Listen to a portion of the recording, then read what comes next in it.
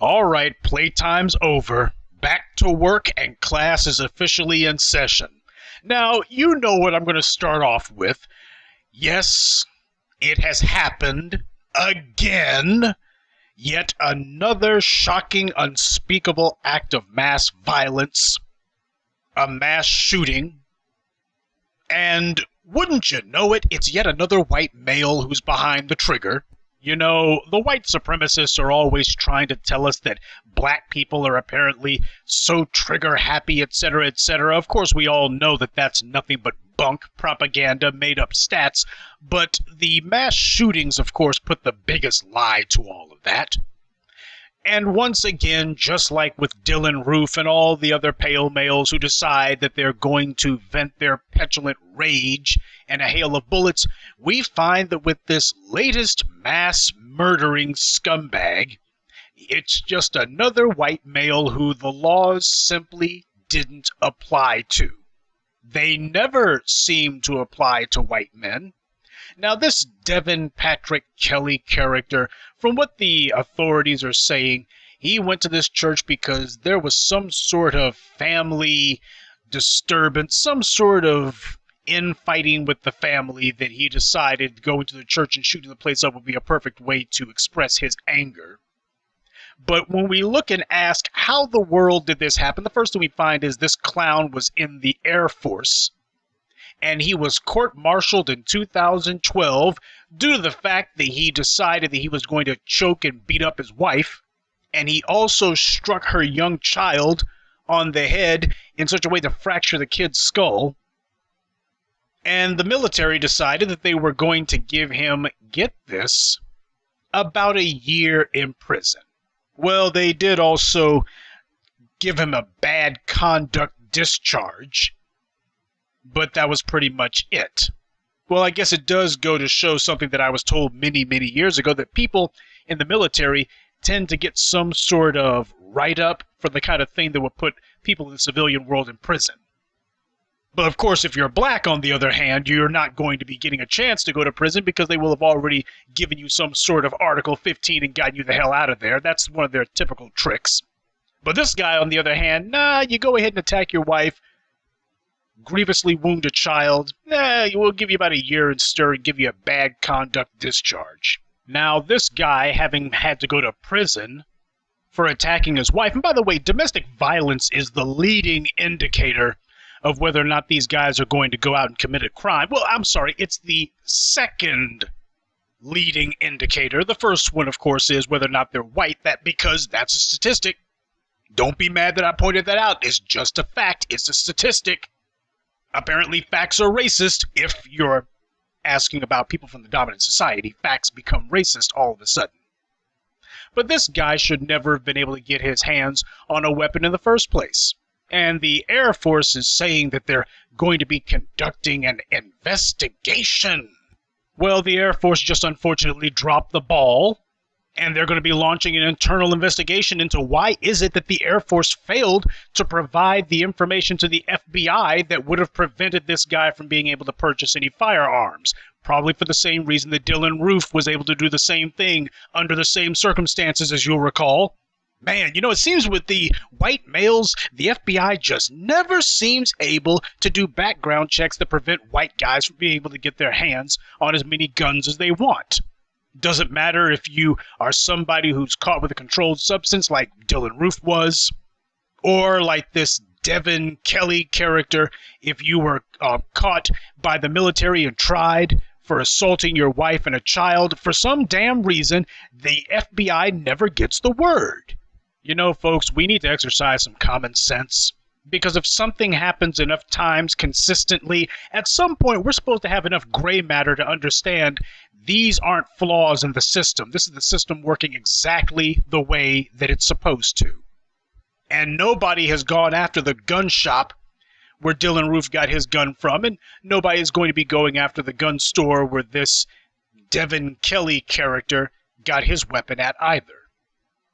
So the Air Force laying down on the job. I mean, hey, this is just a white guy. Well, I'm sure that everybody knows how law-abiding white people are, especially white males.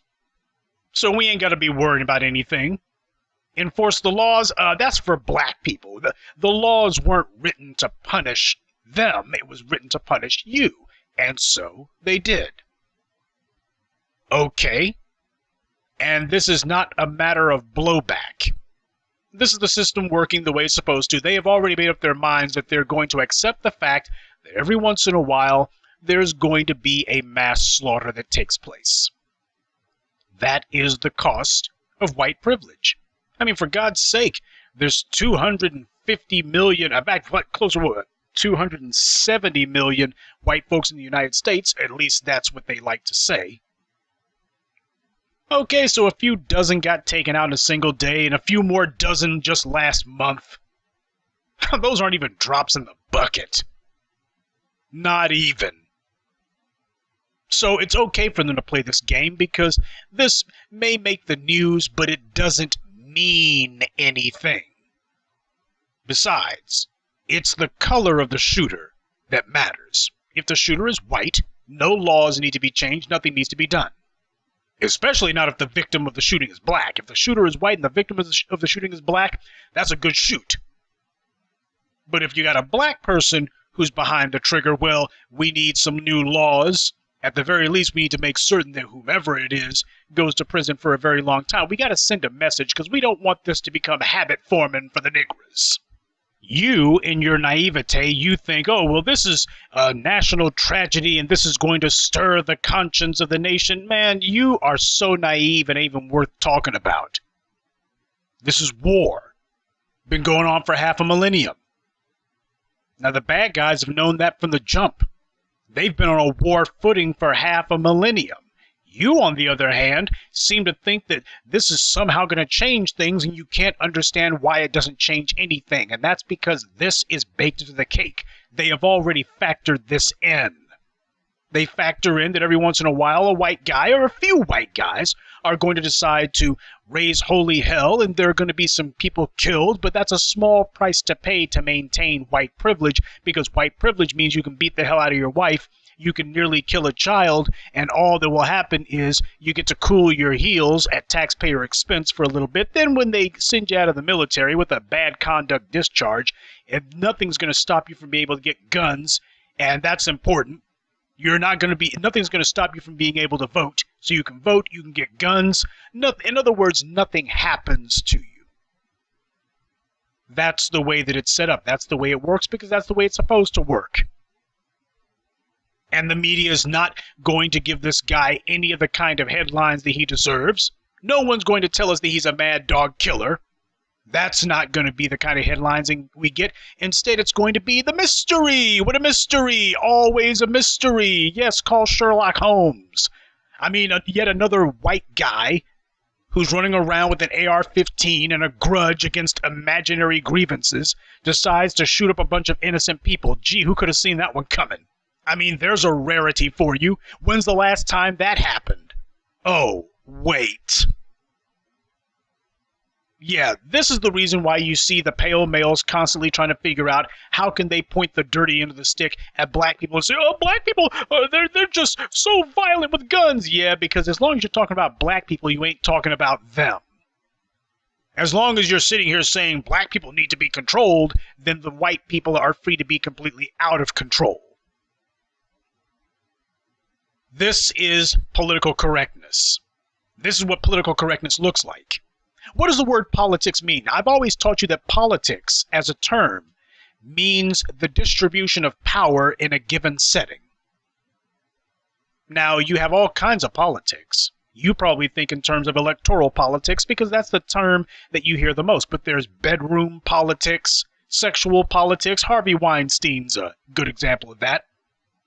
You have family politics, office politics. In any given setting where there's a group of people, there's always an uneven distribution of power. And that's politics. Why does that matter? Because when we use phrases like politically correct, and we allow the dominant society and their demented minions to tell us what it is, they always make sure to miseducate you. Oh, there is a political correctness in America. It is iron rigid, and it is fiercely enforced, and harshly punished if you transgress against it. But the political correctness ain't for black people. That's the reason why they're killing black people in the streets. The political correctness protects the dominant society. It protects white America, because that's who it was made to protect. The very phrase politically correct is meant to say that which is correct in terms of the political status quo. Whatever is pleasing for the sake of navigating the ways of power. Well, in America, black people have no power. You need not worry about offending black people because black people lack the ability to punish you. Though they make it seem like, oh, the very fact that you're objecting, that's power. Yeah, ask Bill Cosby about that. No, political correctness means that you had better not say anything that displeases those in power, because that's what politics is about. And in America, in this given setting, there is a completely lopsided distribution of power. It is all slanted completely and thoroughly in the direction of the dominant society, and black people have nothing at all. So, when it comes time to talk about gun policy in America, when it comes time to talk about people getting shot up, you better believe if you start talking too much about how we need to have a national database of white males, particularly white males who have engaged in domestic violence, white males who we know to be associated or even affiliated with hate groups, all of a sudden, that's reverse racism, Yeah, political correctness is what leads to all of these mass slaughters. Because the society's hands are being tied, and the people tying the society's hands are the ones running it. That's what's going on here. This stuff keeps happening because the United States of America, indeed much of the world, under white supremacy, the world has become a free fire zone for pale males. They can kill at will. They're never punished, never criticized, never called on the carpet. Nobody ever confronts them. Nothing ever happens to them. In fact, quite the opposite. They are praised for it. This white guy just got through killing some folk, and I can promise you, you go to the movie theater, or if you turn on HBO, or if you go to Netflix and try to find some movies, you'll see more white guys with guns, because to them that is their power. The gun represents the masculine deficiency that they're having to artificially make up for. It represents in their minds Negro control. Okay, so you're too scared to go to the ghettos. That's what Dylan Roof said. He was too scared to go there. Too many black men with guns. Yeah, how are you going to win the race war if you're not even willing to go where black people are? Well, if worse comes to worse, then my mother-in-law said something I don't like, and I'll show her who's boss. That's what it's about to them. Little egos, little minds, little courage. And if they can't vent on black people, they'll go after other white people. That's what happens when you allow unfettered violence to become the status quo. When you decide that a specific group in the society is going to be given carte blanche to do whatever the hell they want, the laws don't apply to them. They have a special dispensation that protects them from any sort of either punishment or so much as criticism.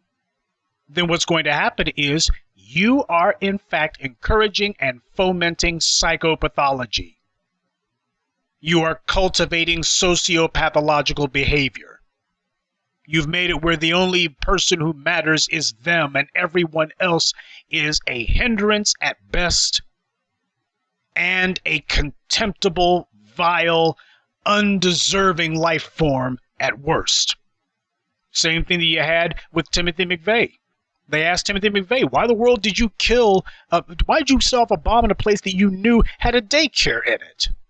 These were children, babies that you were killing. Didn't you care? And he said in so many words that, well, the stormtroopers in Star Wars might seem to be people too, but truth be told, none of them are fighting against the system that be, so that justifies. I mean, it was just this word salad pack of lies, just the same old, I'm a white guy, and as far as I'm concerned, anyone who does not bow before me deserves to die. I gave myself permission to kill children. Same thing goes for this scumbag here. Went to a church, killed a bunch of children. Many of the victims in that church were children. And he did not care. But then again, why should he? He has a non-stop diet from the white media that's created a bubble that says that the only people whose thoughts matter are white people's. The only people who have a grievance are white people, even though they have no grievance whatsoever. In order to have a grievance, somebody has to have wronged you, and no one has the power to wrong them. Oh, but someone said something you don't like. That's bad enough. Phony grievance, which results in real massacres. This is what happens when you don't tell a group of people that they're wrong. When you allow them to labor under the delusion that somehow they've got some sort of point. You encourage this behavior. You encourage it with lethal results. But I guess until some white guy decides that he's going to go down to the local news station and shoot the place up and say, I can't believe you told me I was wrong. I guess that's what they're waiting on. This is what's supposed to pass for a society. Dr. John Henrik Clarke said it best, you cannot call America civilization because the root word of civilization is civil. I forget who it was a Frenchman, I believe, who said that the United States is the only society in the history of the world to have gone from barbarism straight to decadence without ever having passed through civilization. That's because, there's supposed to be basically a few phases that every group of people, every community, every society goes through, from barbarism to civilization, then to hopefully a place of splendor, then decline and decadence. Those unique phases. Well, the United States skipped right past the civilization part and went straight to decadence. But we all know who the decadent individuals are. They dang sure ain't black people. We've been kept in the most squalid conditions. Where the hell's our splendor at? Where the hell is our decadence at? Black people can't even get a day off work. Benjamin Netanyahu, after the 95 Oklahoma City bombing, he thought in the early days when people were still saying that it could have been Arab-related, Benjamin Netanyahu was always trying to figure out, then as now, how could he take anything that happens in America, if there's any sort of violence that he thinks can be pointed at the Arabs, can he use that as a springboard to say, don't forget, you got to do something about them Arabs, let Israel stomp all over the Palestinians. He can always be counted on for that. But he did testify before Congress. I don't know what the hell they would call a Israeli prime minister to testify for an event that took place in the United States. But, it just goes to show when AIPAC spreads some cheer around, that gives you the right to go all kinds of places. But Benjamin Netanyahu did say something that at least was true, and it's a classic case of a stopped clock being right at least twice a day. He said that no society, or no government is what he said, no government can put guns into the hands of individuals without eventually having to face those same guns. Now, in 95, what Benjamin Netanyahu was alluding to was the fact that the United States had been propping up the Mujahideen guerrillas against the Soviets in the 1980s. Netanyahu and others were very concerned that many of the Mujahideen were in fact foreign fighters who came to Afghanistan so that they could learn the tactics, because the word had already gotten out that the CIA was sending Navy SEALs and other people to give, quote, supply and advice. Stinger missiles, advanced guerrilla tactics to use against the Soviets. America was using the Mujahideen for a proxy war, same way the Soviets propped up the North Vietnamese in the Vietnam War to fight the U.S. Proxy wars going on, but that's not to say that you can't learn real stuff, which these Arabs did. And the Israelis were concerned that the Americans were teaching the kind of tactics and giving the kind of weaponry that could be used against Israel. That's what Netanyahu was objecting to in the 1990s. But I think you see where I'm going with this. The U.S. government has been giving guns to white males, making it where any white male who wants a gun can get one. And it never occurs to them, nor does it matter to them, that at some point people in the society are going to have to face those same guns. You cannot have the least responsible, the most coddled, most pampered, least criticized, least punished segment of the society also be the most armed, and then think that that's going to have a happy ending.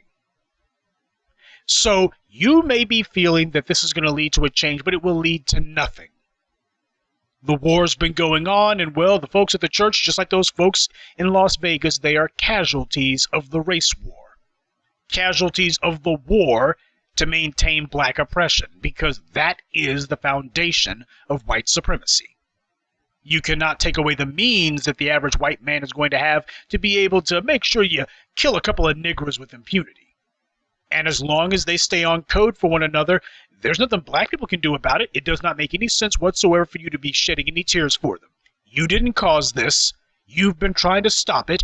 They won't listen.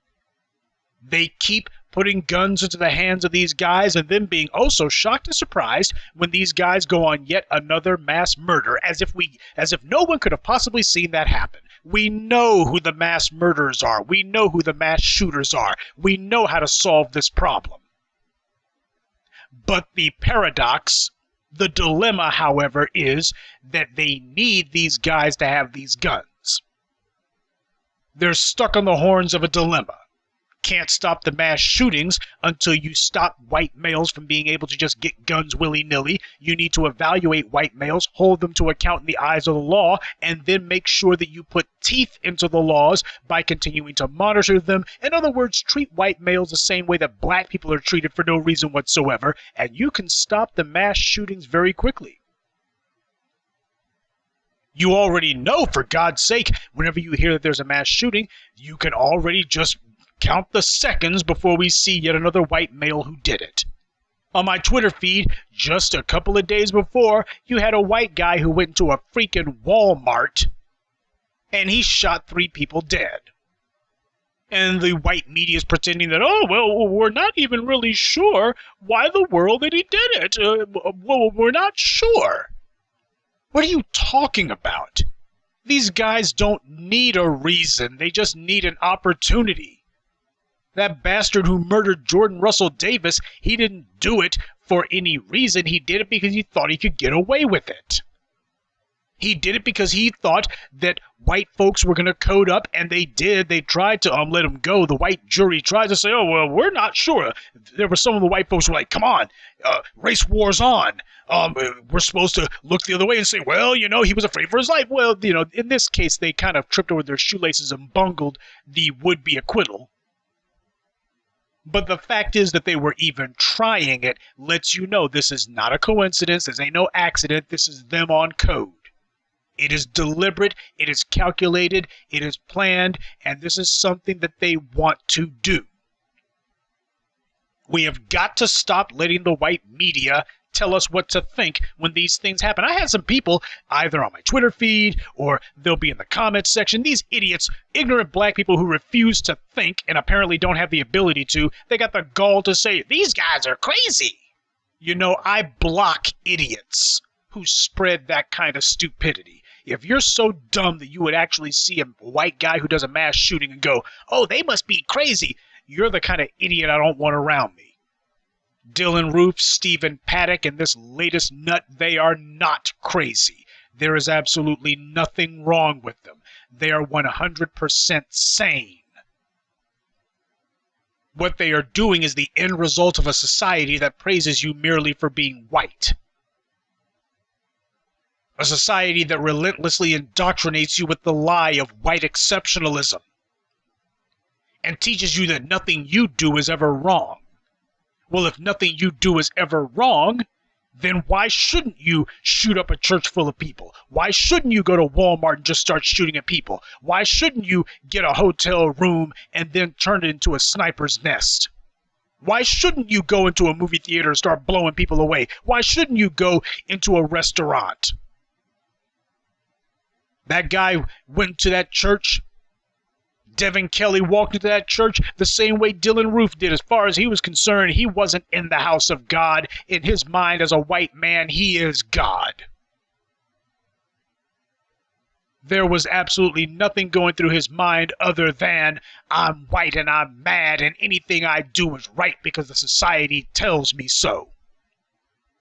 The society has indoctrinated and taught me that I'm always right because I'm always white. You know, Chris Cantwell, you know, that bald-headed, loudmouth white supremacist who got himself arrested after the Nazi rally massacre that took place in Charlottesville, he was on that Vice mini-documentary about it, and at the end of it, he was proudly showing off all the guns he had. including an AR-15 assault rifle, which seems to be the weapon of choice for the white male desperate to get some attention for his pointless existence. And then Cantwell showed all the other handguns he had, and nobody was bothering to ask, has this guy passed a background check? Nobody was asking any questions. You know that this guy is part of a violent extremist group, and it never occurred to anyone that we should take the guy's guns away, that maybe he's not the kind of person you want to have handguns? Nah, they weren't asking that. Even your good white liberal buddies weren't asking that. Nobody was demanding that this guy have background checks. And if he has any background checks, if he passed them, well, make sure that he doesn't pass the next one. Put a felony on the bastard and make sure it sticks. You got black people going to jail on drug charges for drugs that were never even there. Look up Tulia, Texas. And yet you got these white guys engaging in violent brawls in the streets, and, well, we can't possibly put anything on him. We might bring him in for questioning, but that's about it. The United States is going to commit suicide on the altar of giving white people a pass for crime. You are fostering and encouraging lawlessness, because as far as they're concerned, white privilege is the totality of the law. All those other laws, those are just basically codifications to be specific about what it is you can get away with. But the main thing is you're white, and as long as you're white, that means anything you do is okay, and that pretty much is the totality of the law, and that goes for mass shootings. You're not going to find the Democrats deciding that everything must come to a halt any more than you would find the Republicans doing so. This took place in Texas, a red state. The Florida massacre, the nightclub massacre there, Florida is a more or less Republican state. In fact, it is a Republican state, okay?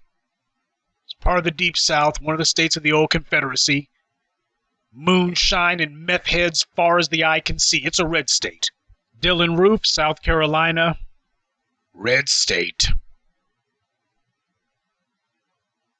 So you would think the Republicans, at least there would be a few Republicans who would grow a brain and say, maybe we need to be thinking about this. But for them, they tap into the exact same demented nonsense that these mass shooters do.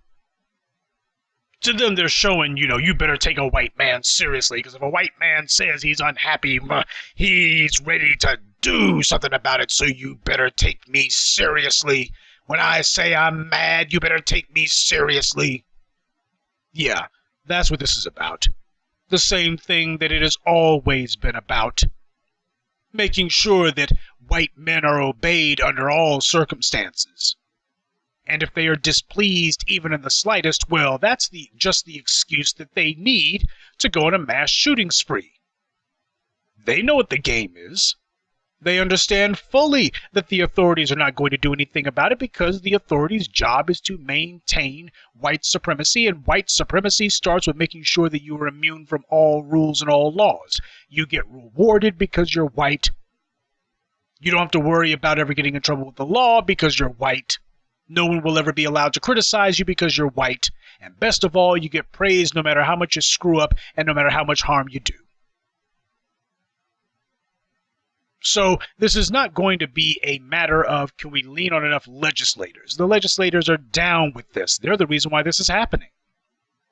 It's not that they can't do it, it's because they refuse to.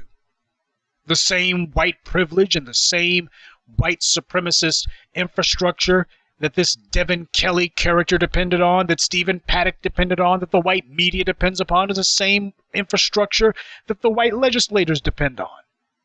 Don't let anyone sit there and tell you, well, it's just a matter of the laws are not perfect, the system isn't perfect. Yeah, but it is perfectly consistent, now isn't it? And this is the reason why having our own media is so important. A crucial element of making sure that we start a new dialogue and promote a new dialogue, one that is specifically geared at aggressively pointing the finger where it needs to be pointed. It's going to have to come from us. The bad guys have already declared in no uncertain terms they will watch white children being gunned down in a church. before they say that this guy was wrong. Take a look at the freaking headlines for this guy. They did everything short of break out the sad violins for him. Just like with Stephen Paddock. If somebody didn't tell you that this guy had murdered a church full of people, you wouldn't know it. They talk about it as if it was a storm that blew through town. Like it was some disembodied, a depersonified force of nature. It wasn't a human being, by the way. The headlines are predictably sterile and predictably free of pejoratives. They're not heaping scorn on this guy, and they're not going to.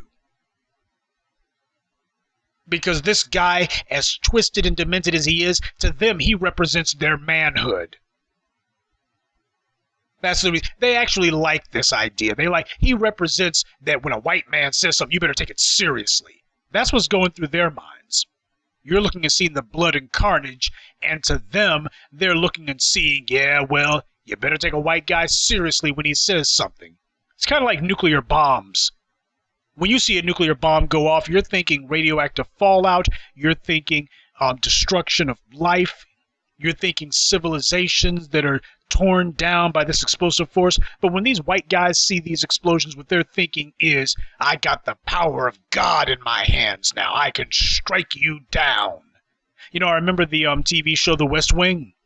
There was an incident that took place, I think, in the Middle East, and President Jed Bartlet, played by Martin Sheen, he said in so many words that basically the powers that be, the terrorists or what have you, that they had better not mess with the United States again or he'll strike them down with God's own thunder. I remember those words because I thought it was melodramatic even for a show like The West Wing to be using language like God's own thunder.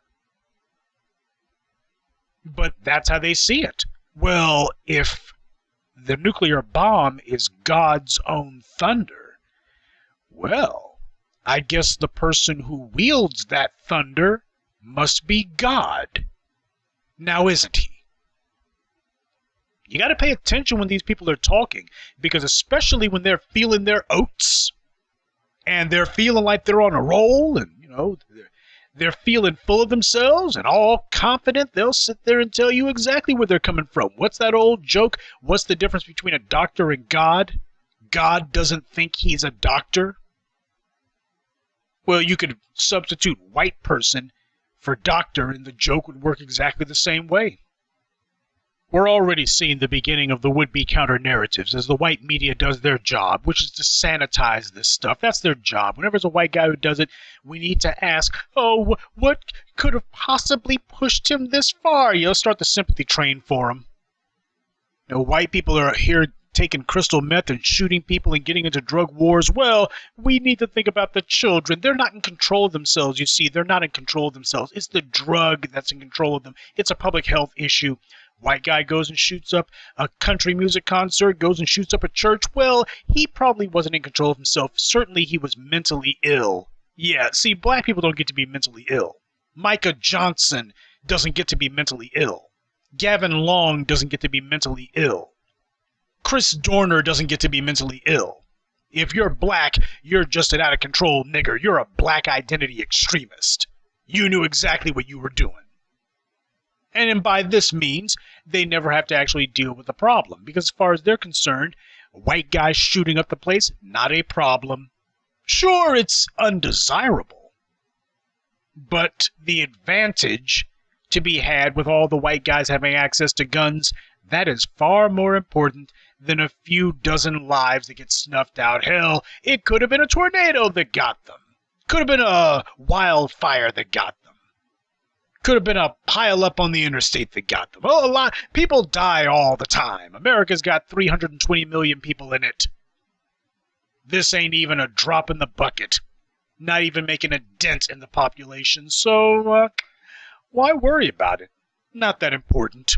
Twiddle your thumbs, move on to something else more important. Like Bill Cosby. But the spin that seems to be kind of popular right now, they're trying to figure out a way to lionize this event. And what they're saying is that there was a good Samaritan, a pistol-packing Samaritan apparently, who, when he heard the gunshots going on at the church, he lived across the street from it, I suppose, got his rifle and exchanged fire with this Kelly character. And he even got in the car of another Good Samaritan. They decided to dispense some frontier justice. Okay, fine. But the media's playing that angle up. Very strange. Very, very strange.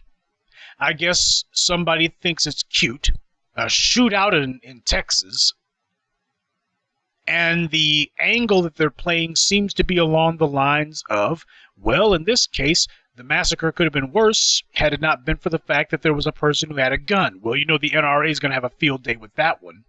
But you know what's interesting? You notice how nobody ever says that kind of thing either about the alleged police shooting in Dallas or Baton Rouge. Nobody says, well, you know, if somebody had a gun, Micah Johnson allegedly could have been stopped. If somebody had a gun. There's two reasons why they can't do it, of course. Micah Johnson, allegedly, if you believe the stories, and I think that the jury's still out on that one. But whoever the shooter was obviously aiming at the police. You don't get sympathy when a bunch of guys with bulletproof vests and pistols are being shot at. After all, they're always bragging about how they face danger every day, which of course is a complete bald-faced lie. And when it was time for them to actually face danger, they ran from it. So much for running in while everybody else is running out, huh? Nobody was sitting there with that bull crap about, well, Micah Johnson could have been stopped if somebody had a gun. Well, hell, the guys he was shooting at all had guns. Didn't seem to make a damn bit of difference. And the same thing goes for Gavin Long, allegedly. So this is just bullcrap talking points. The white media is going to sit there and try to make a hero out of somebody simply because it's kind of the weirdness factor.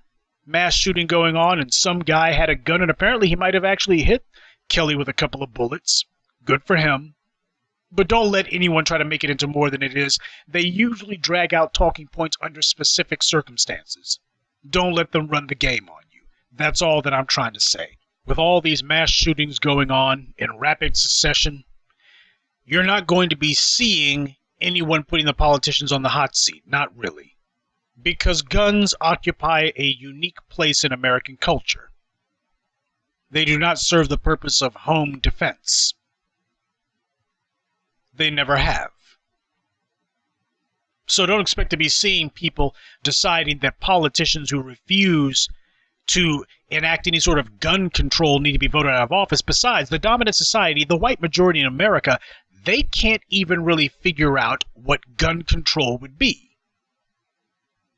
See, that's something that goes unsaid. That's a part of the story that doesn't get talked about. The dominant society can't really figure out when you say gun control, they usually only say that after a mass shooting takes place. Or, in the case of the original Brady bill, that happened because Bill Brady, who was like a Secret Service agent or whatever, he was shot by he was in the line of fire and got shot when John Hinckley tried to take out President Reagan. And this led to some gun control measures. But even then, John Hinckley, a white man, might I add, we don't want to leave that part out. We want to make sure that people understand the color of crime in America. But there's not going to be any real gun control until you have the moral courage to ask, why is it that we need gun control? Don't lie and say, oh, it's because people are getting shot. No, you need gun control because what you're mostly concerned about is the average pale male going into a Walmart and shooting the place up. The average pale male deciding that he's going to enact some mass violence. And why do they do it? They don't do it because they have a grievance. They don't do it because someone did them wrong. In every case, it comes down to somebody who wants fame, somebody who apparently has some sort of petty grudge, and they just want people to, I want you to feel as if I'm important, I got power, and you're gonna, it was one way or the other, you're gonna bow to me. And that's what it comes down to. There was one punk who went to a freaking mall and shot some people, and before he did, he told his mother that he was gonna do it so he could be famous. That's the level of the mentality that we're dealing with. But why that in particular? Why would they think mass killing is going to be their road to fame? Because to them, there are certain buttons that get pushed. It's like that Elliot Rodgers clown. You would think of all the things that would come to his mind. His father was a filmmaker. If this guy's trying to get famous, it kind of makes sense that he would go into Hollywood now, wouldn't it? That's common sense to most of us, but then again, when you have no real talent, you have no real skills, other than bitching and complaining about the fact that the females seem to prefer black men to you, to your scrawny, half white, half Asian behind, when that's the thought that goes through your head, you realize, I'm not going to be able to actually get famous. I have no work ethic and no skill. I have no ability, no talent, no drive. About the only thing I can get enthused about is complaining about what black men are doing, never mind the fact that that should show me what direction I should go in. No, I guess, you see, black men are able to do these things because of the fact that we've had a millstone around our necks, so we have to keep going forward. We have to stay hustling. We have to stay on the grind. We got to keep charging forward regardless. Pull that millstone. But the white guys and other groups, the honorary whites, they've had everything handed to them. They don't know what to do in the face of adversity because they've never faced adversity. They like to tell themselves that they have, and yet for some damn reason, whenever they're around us and they lose, to them it's like alchemy. It's black magic. They can't figure it out. They do know that what they saw their black competitor do, they could never replicate. And that's a large part of why they keep doing these things. Their insecurities are eating them alive. The society will never be able to enact actual gun control because they're not willing to admit to what the problem is. You don't need gun control. What you need is white control. You need to control white people. You're only talking about gun control because some white person has committed the latest mass shooting of the day, and it's down to one a day in the United States now. It's pretty much one mass shooting a day now. We know who's responsible for it. I can tell you right now, if these were Arabs doing these things, you damn well better believe there would be laws on the books. We would be talking about more extreme vetting by Donald Trump, as if there's not enough vetting going on now. And we would be hearing the damning of political correctness. But you got white guys doing it. Everyone admits that it's white guys doing it. And what do we hear instead? Well, it's a public health issue, and let's think about the victims, and you're politicizing it. It's too early to be talking about any of this. Too early, too early. Yeah, that's what happens when the shooter is the white color. So no, gun control, don't ever let them divert you onto gun control. Gun control ain't what they're concerned about. They like the idea that the guns are out there. And to the extent that some of the good white liberals might be concerned about the preservation of life, they're not concerned about the actual root problem. The problem ain't the gun. For once, the NRA's kind of got it right. But you need to deal with the core issue. And the issue is not merely access to guns. It's who's got the access to guns and what they do with it. You know, there's a reason why you don't hear about any black men going to any churches and shooting the place up. You don't hear about any black men deciding to go to a Walmart and shoot 3 people for no damn reason. You don't hear about any black men who go to a rap music concert and decide to shoot people. They go and get as many clips as they can and blow away as many people as they can. No matter how hard the gangster rap is, for some reason it doesn't inspire anyone to do that. So let's be honest here. There is no need for a gun control debate. The only debate that we need is the debate that's been put off for the last half millennium. And that is, what are we going to do to control the dominant society?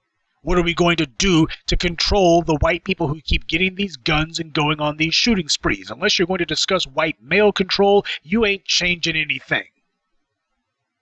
And we need to be bold about this. Get this on the map. This needs to be the topic of discussion. Don't let them turn it into guns or mental health or the man on the moon. This is about white people being out of control and the fact that the laws are never applied to them. Every one of these guys works their way up to these slaughters. I did an entire video series, White on White Crime, and I made it a point to break those videos into segments. I tell you about the crime first, but then I make certain that I put the extreme emphasis, the main emphasis, on how all of these guys had criminal priors. Serious priors. Not just a couple of speeding tickets. These guys could have all been stopped. The killers could have been stopped long before they committed their latest heinous act. Practically all of them had criminal records long as your arm, and it wasn't just a few of them. They were young, they were old, well-educated, trailer trash. I mean, they just ran the gamut. So the problem here ain't the guns. The problem here is not mental health. The problem is that you have a contingent of the society who knows that the laws don't apply to them, who are used to being patted on the head for nothing, and they've been indoctrinated with this idea of white exceptionalism to the point now where you can't tell them anything. In fact, you better not tell them anything, because they might go and get their gun and blow you away because they fully expect to get away with it. They have all the time. Why should it stop now? The vast majority of drunk driving deaths in the United States are committed by white people. And yet we're not seeing that the discussion turns to the fact that these are white people doing it. Prohibition itself was a response to the fact that alcohol was an out-of-control problem for white people. Not just Irish immigrants, but just white people in general. They seemed to have a real sweet tooth for alcohol. But the problem wasn't the alcohol itself. See, black people were not the ones who had a problem with drinking. White people were the ones who liked to get drunk and beat the hell out of their families and get into drunken brawls and kill people and drunk driving and all the rest of it. They were the ones who liked to get drunk on the job.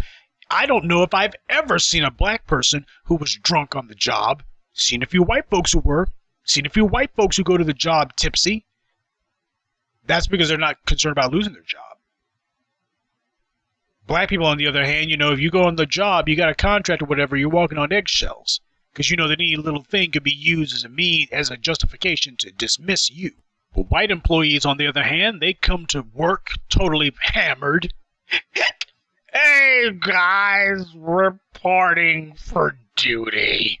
So as long as we have this double standard going on, double standards, triple standards, which makes it possible for the dominant society to have no standards, as long as we're making certain that there's two sets of laws, one for white people and one for everyone else, particularly black people, as long as we're giving a wink and a nod to the occasional daily mass slaughter, this is going to continue.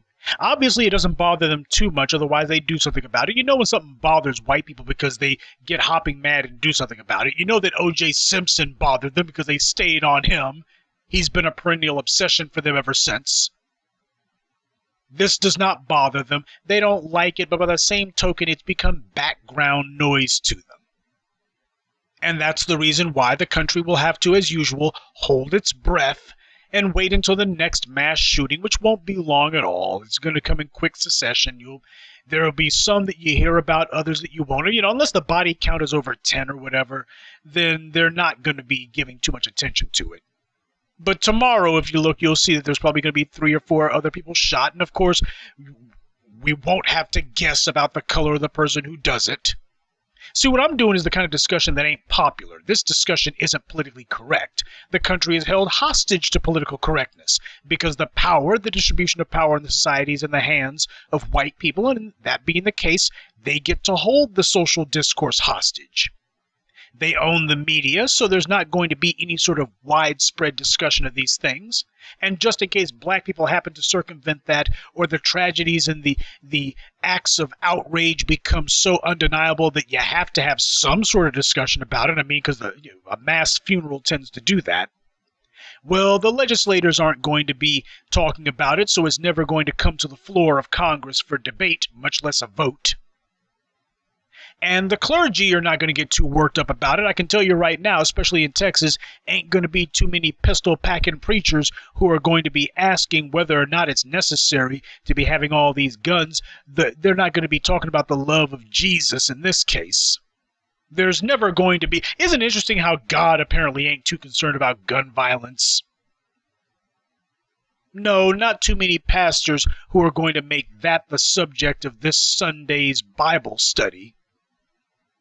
Instead, what we will get is we should pray for those and pray for healing. And while these pulpit pimps are busy giving the same old do-nothing list of things to pray for, What won't make the list is the thing that never makes the list after something like this occurs, and that is to pray for a national revival of law and order. The Bible says thou shalt not kill. It also gives the people the ability, indeed, the divine instruction and a divine obligation that they should enforce the word of God. But of course, they never get a full head of steam after some white person does something. You'll have these pastors, mostly white, who are always making sure to use the Bible as a good little baseball bat to beat the congregation over the head when talking about gun violence in the inner city, in the black areas. It's a complete failure to obey the laws of God. God wants families together, and if those niggers didn't have so much inherent sinfulness, so much inherent iniquity. Okay, we got this white guy who decides that he has a tete-a-tete with his mother-in-law. Ain't that something? Dude apparently had a problem with his mother-in-law and decided that the best thing to do about her would be to dust her off. And yet we're not going to be hearing the pastors talking about moderation in all things.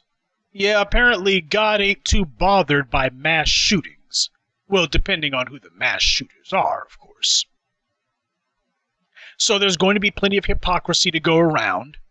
And it's not as if this issue is going to fade away, because it never does. There's going to be another mass shooting before long, the same litany, the same old parade, the same rinse and repeat of lie and deny, and the greater principle of white supremacy will be upheld at all costs. This is a major thing to you. It ain't a major thing to them. So allow me to close simply with saying, as we wait for the next mass shooting to occur, and it won't take long at all, you make sure that the issue stays on what it should be. In fact, you need to be bold about saying what it is. America doesn't have a gun control problem. It's got a white control problem. That needs to be the focus of the discussion. People ain't concerned about Pookie and Ray Ray popping shots at each other after a dominoes game on a Saturday night. They're not concerned about gangbangers duking it out over turf on the South Side. They're not concerned about whether or not some black person got unhappy because he felt that somebody might have taken $5 for him, or there was some issue of respect that he felt that he wasn't getting. That's not what they're concerned about. What they're concerned about is the kind of violence that actually affects them. You go to the shopping mall, you can't be safe because which white guy's in there ready to shoot people? You go to a restaurant, same thing. You go to a freaking Walmart, you can't be safe because the pale males are in there blasting shots at people. And the churches have become slaughterhouses. That's what they're concerned about. They're concerned about violence that takes place at random. Not because of drug dealers who are off in the hood or on some street corner. They're concerned about the violence that affects people in their day-to-day lives. In places where people congregate, in places where there shouldn't be violence at all. Hell, you know that some drunk losers who never even made it past the 8th grade, it's fair to middling, is predictable that they're going to be shooting at each other. What the hell is they going to do? But for God's sake, you can't even go to the freaking garden section of Walmart without some white guy coming in there deciding he's got to kill some people. So since that's what people are concerned about, let's have a frank discussion about it. Oh, we're able to spread lies about black people in crime stats. We're able to spread lies about how black people are inherently inferior, cognitive differences, and all that. But the second that we ask a simple question about gun violence in the United States, all of a sudden, that's verboten. You don't get to discuss that. Yeah, because discussing controlling the behavior, the criminal behavior of white people in America, that's not politically correct. Nobody's going to put a freaking name on it. Oh, we can talk about black people being deficient when it comes to education.